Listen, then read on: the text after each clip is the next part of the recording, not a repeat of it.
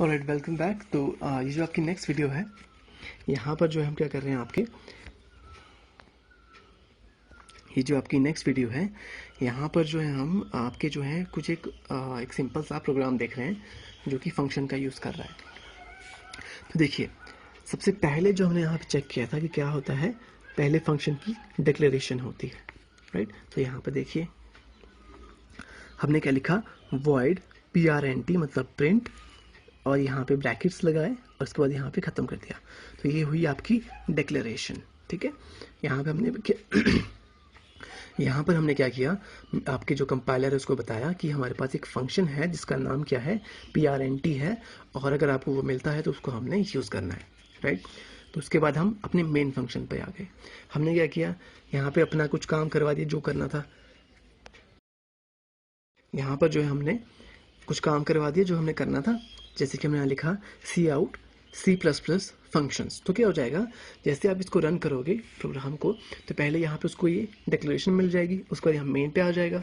Main पे वो first statement को रन करेगा जो क्या है, एक Cout है, और लिख देगा स्क्रीन पे आपके प्रिंट हो जाएगा C++ फंक्शंस, राइट। उसके बाद नेक्स्ट स्टेटमेंट पे आ जाएगा, वो क्या है यहाँ पर PRNT, और ये ब्रैकेट्स लगी है और इसको हम यहाँ पे बंद कर दिया। ये है आपकी फंक्शन कॉल। यहाँ पे हमने फंक्शन कॉल देखी थी और ये मैंने यहाँ पे बताया था आपको कैसे करते हैं। सिर्फ उसका नाम लिखते हैं और ब्रैकेट्स के अंदर अगर कोई आर्ग्यूमेंट्स है तो वो दिए जाते हैं, नहीं तो सीधा ब्रैकेट लगाई जाती है। तो यहाँ पर हमारे पास फंक्शन कोई भी आर्ग्यूमेंट नहीं लेता है, ठीक है। तो हमने यहाँ पे क्या किया, आपके पास सिंपल लिख दिया ब्रैकेट्स क्लोज करके ये। तो जैसे ही ये लाइन हमें आपके कंपाइलर को मिलेगी, कंपाइलर क्या करेगा, यहाँ से जंप कर जाएगा सीधा कहाँ पे, यहाँ पे, कि इससे पता है कि यहाँ पर जो है आपका वो फंक्शन है, ठीक है। यहाँ से वो जंप करेगा यहाँ पर, और यहाँ पर आकर जो भी इस ब्लॉक के अंदर लिखा है उसको रन करेगा। तो यहाँ पर सिंपली क्या लिखा है, आर ऑसम, तो फिर प्रिंट हो जाएगा आर ऑसम। इसके बाद क्या करेगा, जैसे इसकी जो लास्ट लाइन है जब वो ख़त्म हो जाएगी तो हम क्या करेंगे, सीधा यहाँ पर आ जाएंगे। तो ये जब इसकी लास्ट स्टेटमेंट रन होगी तो यहाँ से सीधा हम कहाँ पहुँच जाएंगे, वापस, सॉरी ये मैंने यहाँ पे गलत जगह बना दिया। आप सीधा यहाँ पर जहाँ पर कॉल हुई थी, तो बेसिकली क्या होगा, फर्स्ट स्टेटमेंट आपकी रन होगी। फर्स्ट स्टेटमेंट रन होने के बाद जब सेकंड स्टेटमेंट आएगी, थर्ड स्टेटमेंट आएगी, फोर्थ जो भी होगी, जैसे ही फंक्शन की कॉल आती है, इसको कहा जाता है फंक्शन कॉल, तो क्या करेगा, वो यहाँ से जंप करेगा जहाँ पर फंक्शन की डेफिनेशन है। यहाँ पर डेफिनेशन है इसकी, करी हमने डेफिनेशन मतलब इसकी जो बॉडी लिखी है, यानी कि जो ये काम करेगा वो डिफाइन किया हमने यहाँ पर। तो इसने क्या किया, यहाँ पर आया, यहाँ पर मान लीजिए जो भी स्टेटमेंट्स थी वो रन करी। जब लास्ट स्टेटमेंट रन हो गई, फंक्शन आपका ख़त्म हो गया, तो यहाँ से कंट्रोल वापस चला जाएगा सीधा कहाँ पर, जहाँ कॉल हुई थी, और इसके बाद जो है आपका कंट्रोल क्या करेगा, सीधा नेक्स्ट स्टेटमेंट पे चला जाएगा यहाँ से, राइट। तो फिर आप गेट ch, या फिर यहाँ पे आप मान लीजिए और स्टेटमेंट्स थी काफ़ी सारी, वो रन हो जाएगी। उसके बाद क्या हो जाएगा, गेट ch रिटर्न, और आपका जो है प्रोग्राम वो ख़त्म हो जाएगा, राइट। तो ये जो है एक बहुत सिंपल सा प्रोग्राम है जो कि सिर्फ प्रिंटिंग कर रहा है, और आपके पास क्या कर रहा है, फंक्शन का यूज़ दिखा रहा है कि फंक्शन कैसे वर्क फ्लो चलता है इसका। तो यहाँ पर सिंपली क्या है, जब आपने फर्स्ट लाइन को रन किया तो ये प्रिंट हो जाएगा C फंक्शंस, राइट। और उसके बाद जैसे इसको ये फंक्शन मिला, यहाँ पर आया, तो यहाँ पर इसको मिल गया आर ऑसम, तो यहाँ पर इसने लिख दिया आर ऑसम, ठीक है। तो इस तरह से जो है आपका ये फंक्शन जो है वो काम करते हैं, राइट। तो जब हम पहले बताते हैं कंपाइलर को कि भाई हमारे पास एक फंक्शन है, उसको कहा जाता है डिक्लेरेशन। जब हम उसको यूज़ करते हैं तो कहा जाता है उसको फंक्शन कॉल, और जहाँ पर हम बताते हैं कि भाई फंक्शन करेगा क्या, उसकी बॉडी में क्या है, तो वो हम क्या करते हैं, उसे कहते हैं फंक्शन डेफिनेशन, राइट। राइट। तो एक और चीज़ है, ये तो सिंपल तरीका है, जितने फंक्शन आप इस स्टेटमेंट मतलब इस तरीके से बनाओगे, ठीक है, इस ऑर्डर में क्रिएट करोगे तो कोई प्रॉब्लम नहीं पड़ती है हमें। लेकिन जो C++ लैंग्वेज है हमें वो ऑप्शन देती है कि जो ये आप डिक्लेरेशन कर रहे हो इसको कम्प्लीटली ख़त्म कर दो, ठीक है। आपको क्या करना है, इसको यूज़ ही नहीं करना है। तो ये स्टेटमेंट को आप ख़त्म कर सकते हो कम्प्लीटली, या फिर आपको इसको लिखने की ज़रूरत नहीं पड़ती है। लेकिन फिर फंक्शन को बनाने का तरीका थोड़ा सा अलग हो जाता है। हम क्या करते हैं, सबसे ऊपर मेन के ऊपर डेफिनेशन कर देते हैं, ओके। तो हमने यहाँ पे डेफिनेशन कहाँ की थी, मेन के बाहर, ठीक है, जब आपका मेन खत्म हो गया था उसके बाद डेफिनेशन लिखी थी हमने।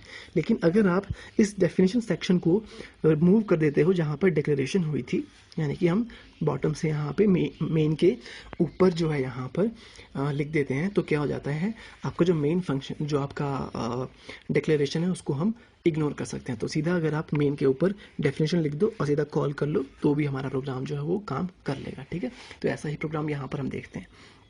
देखिए हमने यहाँ पर क्या किया था, आपका जो ये मेन है जब ये ख़त्म हुआ उसके बाद डेफिनेशन लिखी थी, लेकिन यहाँ पर हमने क्या किया है, मेन के पहले ही डेफिनेशन लिख दी है यहाँ पर।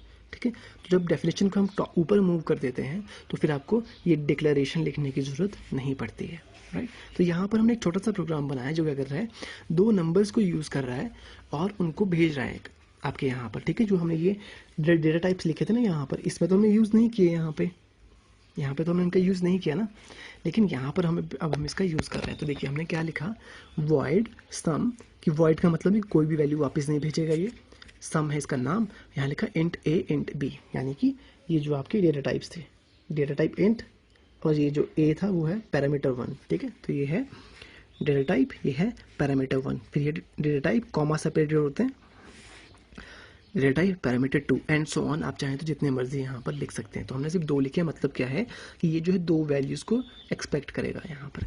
अभी यहाँ पे इतना ही देखते हैं, फिर हम आए मेन पे। मेन पे हमने क्या किया, इंट एक्स कॉमा वाई, हमने 2 जो है यहाँ पर वेरिएबल्स क्रिएट कर लिए, उन पे मैंने जो यहाँ पर डायरेक्टली वैल्यूज़ कोड कर दिया है। आप चाहे तो यूज़र से रीड करवा सकते हो, लेकिन मैंने डायरेक्टली यहाँ पे अभी लिख दिया है। फिर देखिए मैंने यहाँ पे कॉल करी है, पहले कॉल कैसे की थी, हमने सिर्फ नाम लिखा था, ब्रैकेट्स लगाए थे और कुछ नहीं था, क्योंकि ये जो है कोई भी डेटा टाइप यहाँ पर हमने आर्ग्यूमेंट्स यहाँ पर नहीं लिखे थे, लेकिन यहाँ पर हैं। तो हमने यहाँ पे क्या लिख दिया, सम एक्स कॉमा वाई, यानी कि जो ये एक्स और वाई की जो वैल्यूज़ हैं वो यहाँ पर आ गई। तो यहाँ पर मैंने क्या लिखा है, ये कॉमा सेपरेटेड करके, मतलब क्या बोला है कि भाई सम फंक्शन को कॉल करो और जो ये एक्स और वाई की वैल्यू है वो उस फंक्शन में भेज दो। ठीक है, ताकि वो फंक्शन जो है इन वैल्यूज़ को यूज़ कर सके। तो यहाँ से क्या हो जाएगा, क्योंकि प्रोग्राम को पता है कि ये फंक्शन बना हुआ है, तो यहाँ से हम सीधा कहाँ जंप कर जाएंगे, यहाँ पे। ठीक है, आपका फंक्शन रन होना शुरू हो जाएगा, राइट। जब ये फंक्शन यहाँ से रन होना आपका शुरू हो जाएगा तो क्या हो जाएगा, ये जो x है यहाँ पर और ये जो y है यहाँ पर, ये इनकी जो वैल्यूज़ है ना वो भी इस टाइम यहाँ से जाती हैं कहाँ पे, यहाँ पर। तो ये जो x है आपका वो चला जाएगा a के अंदर, और जो ये y है यहाँ पर वो चला जाएगा b के अंदर। ओके, हमने क्या किया, यहाँ पर देखिए ये इंट एक्स वाई यहाँ लिखे थे ना वेरिएबल्स, तो हमने वेरिएबल्स यहाँ पे भी बनाए हैं। वो किसके लिए बनाए हैं, वो इस फंक्शन के लिए बनाए हैं सिर्फ। तो यहाँ पर इंट ए, तो जिस ऑर्डर में आप यहाँ पे वैल्यूज़ को पास करोगे एक्स कॉमा वाई, वो यहाँ पे चली जाएगी। तो मैंने मान लीजिए यहाँ पे लिखा एक्स कॉमा वाई, तो ए में चली गई 10 की वैल्यू और बी में चली गई 5 की वैल्यू, क्योंकि एक्स में गया ए और इसमें गया वाई।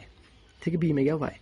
तो यहाँ पर अगर मैं इसको वाई एक्स लिख देता हूँ, ठीक है, वाई और एक्स लिख देता हूँ, तो क्या हो जाएगा, ए में चला जाएगा 5 और बी में चला जाएगा 10, राइट। तो अब यहाँ पर जब हम यहाँ से हमने कॉल कर ली, वैल्यूज़ भी भेज दी, तो वैल्यूज़ यहाँ पर आ गई। तो यहाँ पर वैल्यू क्या आ गई 10 और यहाँ पर वैल्यू आ गई थी 5, हमने ये डिक्लेयर की थी। तो अब क्या हो जाएगा, यहाँ पर हमने इसके अंदर आ गए। अब हम इन वेरिएबल्स को यहाँ पर यूज़ कर सकते हैं। ठीक है, तो यहाँ पर क्या लिखा, इंट C equals to A plus B.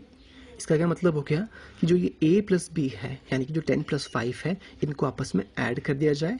और जब आप इनको आपस में ऐड कर दोगे तो उनकी वैल्यू चल जाएगी सी के अंदर। सिंपल सा प्रोग्राम है। और यहाँ पर सी आउट कर दिए, सी सीधा ही मैंने सी की वैल्यू प्रिंट कर दी, तो क्या प्रिंट हो जाएगा 15। ये लास्ट आपकी लाइन रन हो गई। ठीक है, खत्म हो गया फंक्शन आपका। वापस आ जाएंगे हम यहाँ पर, और उसके बाद जो नेक्स्ट लाइन ऑफ कोड्स है वो रन हो जाएगी, गेट सी एच रिटर्न, और प्रोग्राम आपका खत्म हो जाएगा। ठीक है, तो ये जो अब यहाँ पर बात करते हैं कि ये हुआ क्या यहाँ पर। ठीक है, तो देखो जो डिक्लेरेशन है ना आपकी, यहाँ पर हमने लिखा था रिटर्न टाइप। देखो यहाँ पर हमारे पास है रिटर्न टाइप, ठीक है, वॉइड। फिर यहाँ पे लिखा था नाम, तो यहाँ पर लिखा नाम। उसके बाद यहाँ पे लिखे थे हमने डेटा टाइप 1। तो ये बेसिकली क्या करता है कि कई फंक्शन जो होते हैं आपके वो डायरेक्ट काम कर सकते हैं। जैसे कि ये वाला था हमारा, इसमें कोई भी वैल्यूज़ नहीं ली थी, लेकिन कई बार हमें क्या करना पड़ता है, वैल्यूज़ भेजनी पड़ती हैं ताकि कुछ कैलकुलेशंस वगैरह हो सके। ओके, तो उसके लिए जैसे कि फॉर एग्जांपल ये वाला जो हमने अभी पहले देखा था यहाँ पर, जब हमने पिछली वीडियो में जो हमने ये सीखा था कि भाई कैसे फंक्शंस काम करते हैं, ठीक है। तो यहाँ पर देखिए हमने सी लिखा था ना, सी इंटू सी, भाई इसकी स्क्वायर हो जाएगा, फिर उसमें 10 ऐड हो जाएगा, फिर ए में 10 हो जाएगा, ए को 10 ए को हम सी जो भी वैल्यू मिलेगी उससे डिवाइड कर देंगे। लेकिन ये जो सी की वैल्यू कहाँ से आएगी, सी इंटू सी डायरेक्ट तो नहीं हो जाएगा ना, वैल्यू भेजनी पड़ेगी। तो यहाँ मैंने बताया था कि फंक्शन हो जाएगा ए बी सी। तो इसके साथ मुझे बताना पड़ेगा कि भाई जो मैं ये ए बी सी में जो वैल्यूज़ हैं इसमें क्या करो, सी में 10 की वैल्यू डाल दो, ठीक, मान लो सॉरी 2 डाल दो चलो यहाँ पर, और जो ए है आपका उसमें 10 डाल दो या 100 डाल दो, ठीक है। तो ये जो वैल्यूज़ भेजनी होती है ना, वो वैल्यूज़ हम यहाँ पर भेजते हैं एज अ आर्ग्यूमेंट, ठीक है। मैं अभी वेरिएबल कह रहा था अभी तक इनको, क्योंकि हमने वेरिएबल्स पढ़े थे, लेकिन इनको कहा जाता है एक आर्ग्यूमेंट। ये जो है पूरा का पूरा एक आर्ग्यूमेंट है, उसके बाद नेक्स्ट आर्ग्यूमेंट हो जाएंगे, और ये आपका लास्ट nth आर्ग्यूमेंट है। तो यही चीज़ हमने यहाँ पर किया है, ओके। तो ये हो गया आपका सम, ये है फर्स्ट आर्ग्यूमेंट, ये है आपका सेकेंड आर्ग्यूमेंट। इनके बारे में हम आगे थोड़ा सा और डिटेल में देखेंगे, ऑलराइट। तो ये हैं आपके फंक्शंस, होपफुली आपको ये समझ में आ गया होगा। अगर बेसिक है, वर्किंग है ये फंक्शंस की, अगर यहाँ पर आपके कोई भी क्वेश्चंस हैं तो आप ग्रुप में पूछ सकते हो, और वहाँ पर मैं जो है आपके इसके आंसर देने की कोशिश करूँगा, ऑलराइट। तो इस वीडियो में इतना ही है, बाकी देखते हैं नेक्स्ट वीडियोज़ के अंदर, अब जब प्रॉपर हम फंक्शंस का यूज़ करेंगे किसी प्रोग्राम्स के अंदर, alright. Thank you for watching.